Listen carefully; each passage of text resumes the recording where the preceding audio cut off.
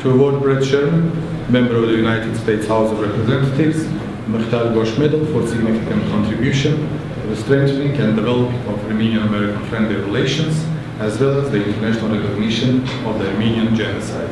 President of the Republic of Armenia, Serge Sarkisyan. Congratulations.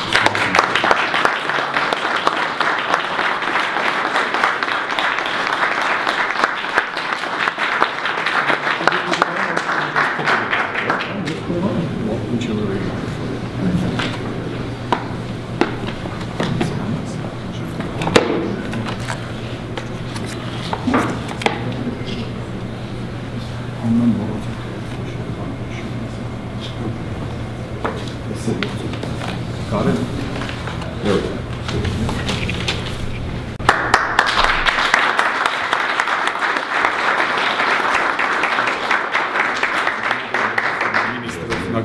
Oh. You have another present.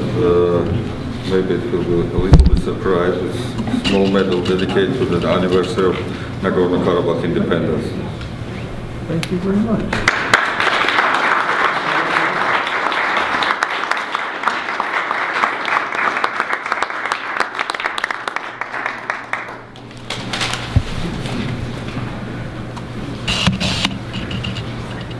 I want to thank the President of Armenia for this honor. It's an honor to receive the same honor as one bestowed to Anna Eshoo, and to be put even for a while in the same category as Anna is quite a compliment indeed. It's great to be here with Frank Pallone, who has poured so much of his time and energy into justice for the Armenian people.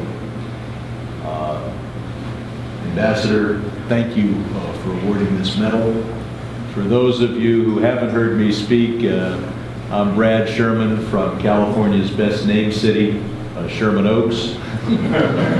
And with me here is my foreign policy advisor, Siamak Kurdistani, who wrote this speech, including 4 paragraphs praising Siamak Kurdistani,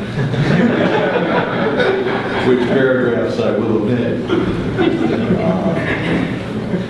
I want to congratulate the citizens of Nagorno Karabakh not only on 21 years of independence, but on the freedom and democracy that we've seen grow in that small country under such trying conditions. Artsakh continues to strengthen its democracy. It held its 5th presidential election back in July of this year, which was monitored internationally and declared to be consistent with freedom and fair elections under international standards. Despite Azerbaijan's unjust blockade and the devastating war of 1991 through 1994, Artsakh continues to grow as a democracy, to improve its economy, and to successfully transition from its days under Soviet rule to a market economy.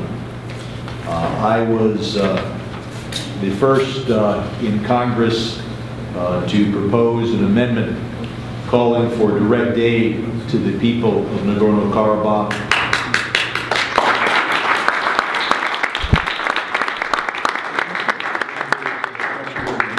And advocates for that as well. We not only need to appropriate the aid, we need to push the State Department to actually spend the money.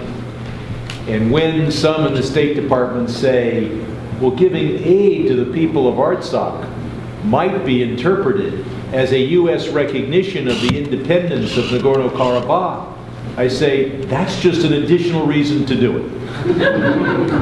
But the real reason to do it is to help the people of Artsakh.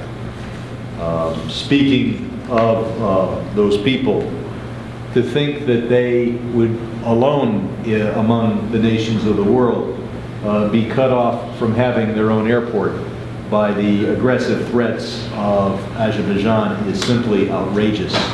It is time for that airport to open, and I know a few members of Congress who would like to fly to Stepanakert. probably not on the first flight, but after its peaceful and safe use has been established. It is simply outrageous for Azerbaijan to expect its planes to fly everywhere in the world and yet to threaten a outrage and catastrophe if planes fly in to this airport, which should be open. I want to cover just one more item. I could go on. We obviously have to, at every of these meetings, recognize the importance of Congress one day stepping forward to recognize the first genocide of the 20th century. But I do want to comment on the Azeri freeing and honoring of this axe murderer. NATO is very important. It's important to America, it's important to the world, it's important in Afghanistan, and it's particularly important, existentially important, to Hungary. Hungary needs to be part of NATO, and it certainly didn't show itself to be a good NATO partner by turning over this axe murderer to Azerbaijan, when they knew or should have known that he would not continue to serve a sentence for killing a soldier that was deployed as part of a NATO operation or NATO training exercise. To undercut NATO like that is a stain on Hungary's membership in NATO, one that I hope is never repeated.